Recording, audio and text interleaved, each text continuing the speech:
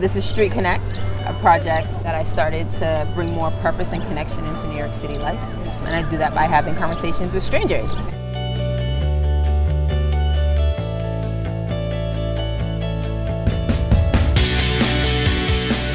Tell me about your first kiss. Have you even asked that one before by other people? No, I on have this? never been asked that one before. But I don't remember it being significant, which is strange. It must have been with my first boyfriend. How old were you? I was 14 when I had my first boyfriend. And I didn't go out with him for any particular reason besides he was interested in going out with me, I guess. Like, I was a different person, I think. I mean, as we all are. You know, I'm 35 now, so at 14 I was like a completely different person, had a different kind of sense of myself and different self-esteem. But I don't know why the first kiss wasn't significant. Maybe it just wasn't very fun. Yeah. Even still, like, I'm not like crazy about kissing, like, which, I don't know, there's so much saliva. No, is that so much saliva? I think definitely depends on who you're kissing. Sometimes it's way too much. I mean, there's not too much. It's not like too much saliva. But it's just like there is. You know, like, I guess my my germaphobe self like kicks in sometimes. It's like, ugh. Do you have any regrets?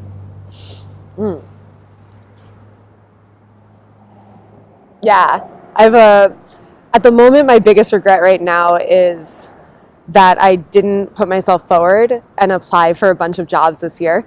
So I'm in academia, and they have this cycle where you apply to be a professor, like for those jobs once a year. And so it's like beginning of the fall is like this intense thing where like 100 schools all post that they're looking for somebody.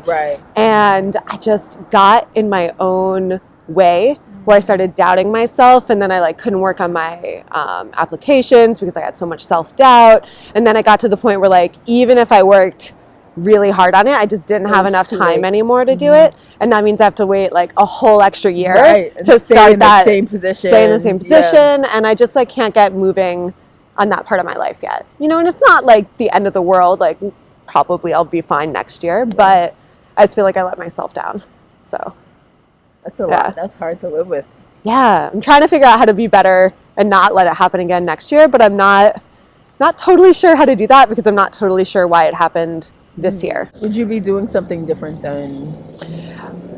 So right now I'm a postdoc, so all I do is research. So I finished my PhD like a year and a half ago now. And to be a professor, the research would be really similar, except that I would be like the big boss lady instead of like sort of in the middle of the pyramid. So that is a lot of what's intimidating, I think, which is like you have to be the guiding force for not only your own research, but all of a sudden you're responsible for master's students, PhD students, running classes, which I've never done. And it just felt like a lot of different things all at once that I had no experience doing. So even though the science is the same and it's in like the same field and it's a natural progression, like your day to day, you switch from being a practitioner to being a manager, which I think is something that I struggled with. The most I've managed is like 2 little field assistants at a time, and that's very different. Did you destroy them? Oh, their lives are in tatters now. They're living on the street somewhere. I mean, it was fine, but it was like a very short period of time. It was like 3 months. It wasn't like you're like, I'm going to guide this person for 7 years, which is what it's like if you like take on a student as a professor. I can identify and understand and relate to like that level of fear of the unknown. You know what I mean? Like launching into something new and feeling like... I'm sure people, whenever they start a new job, have that same kind of like, I'm not qualified for this. And are they going to see me? You know what I mean? Are they going to know that I don't know? It's hard. I hope that you're able to overcome that hurdle. Sometimes it's not about figuring out like what's holding us back, but just like getting to the place where we're exercising the muscles of doing, right? Like even if I don't get it, and if I know that this is something that I want to do, and I know that fear is coming up against me, how can I take that one small step to push take up it against into this these fear? small You know what steps I mean? also, where then it's manageable. I have a whole year to figure it out now. You set yourself up for success. Yeah, I can do this now. Yes, I hope that you do. That you step into that kind of fear and that you blossom in that space of the unknown. Or, I mean, I guess you fail and then you figure out the next steps, right? That's true. Yeah. Like, sometimes things don't pan out how we hope.